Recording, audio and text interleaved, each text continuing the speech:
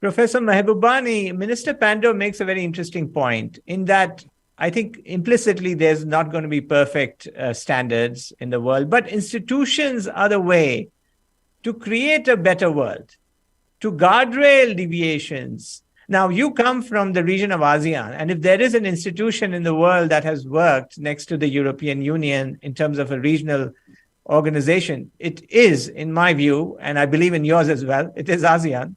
ASEAN, in fact, is an example of a regional rules-based order of sorts. So you've written extensively about this. Tell us how a region as diverse and economically disadvantaged as ASEAN managed to create these rules. What were they? How did it succeed through making these rules? Thank you for asking about ASEAN. But, since I serve as Singapore's ambassador to the UN for over 10 years, let me quickly say a quick word about the UN and say that I completely agree with the sentiments expressed by, Celso and Minister Pandor. But I want to add just two important quick points. If the United Nations is weak, it's not by accident, it's by design. Why is the UN weak? Because the P5 members, especially the United States of America, when it selects UN Secretary General, says we must look for somebody who is spineless. Now, if you're going to pick a spineless CEO, how the hell do you expect to have a strong organization? Now, that's a dirty little secret that has to be exposed, and the world should know that it is the great powers that are weakening the UN. And here, the second point is that it is no longer in the interest of all great powers, including the United States, to keep the United Nations weak. Because we live in a small, interdependent planet where our fates are tied together.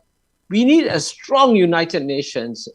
And Bill Clinton said that if the United States is going to be number one forever, fine, we can do whatever we want to do. But Bill Clinton said, but if you can conceive of a world where United States is no longer number one, then it's in United States' national interest to strengthen the UN. So I don't appeal to ideals, I appeal to self-interest. And the example of ASEAN actually brings out a very important point for the UN too, because the most diverse regional organization in the world by far is ASEAN. Out of 680 million people, you have 250 million Muslims, 150 million Christians, 150 million Buddhists, Mahayana Buddhists, Hinayana Buddhists, Hindus, Taoists, Confucianists, and we have lots of communists also. Now, why is the most diverse region of planet Earth doing so well? And I say doing so well. Let me give you two statistics, which I think many of us have surprised many of your American listeners. From the year 2010 to 2020, did the 15 trillion European Union add more to global growth, or did the $3 trillion ASEAN add more to global growth? The answer is ASEAN. That's amazing. In the year 2000, Japan's economy was 8 times the size of ASEAN. Today, it's only 1.5 times bigger than ASEAN. By 2030, ASEAN will be bigger than Japan. It's an amazing growth story that is succeeding beyond anybody's expectations, and nobody knows about it. Nobody knows about it. And what's the secret? The secret is not just about rules and institutions. It's about organizing frequent encounters between leaders and officials. We have 1,000 meetings a year. When I attended my first ASEAN meeting in 1971, 51 years ago, all the 5 members distrusted each other because they had fights, feuds with each other. Normally neighbors do, right? When I went back in the 1990s as the senior official leader from Singapore, the distrust had evaporated.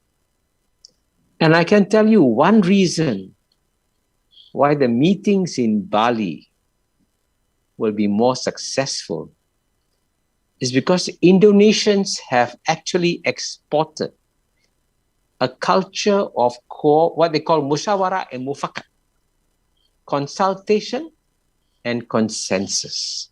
Consultations means you got to listen. And I tell you, the biggest problem about dealing with the United States of America is that of all the countries I know in the world, Washington, D.C. is the deafest capital. It doesn't listen to alternative voices, including voices from friends, right? And that's why I think if you really want to understand how ASEAN works, I'm glad Joe Biden has come. Come to ASEAN, feel the difference. And so there are parts of the world where there's real hope for growth and change, and it's not all a bad news story around the world.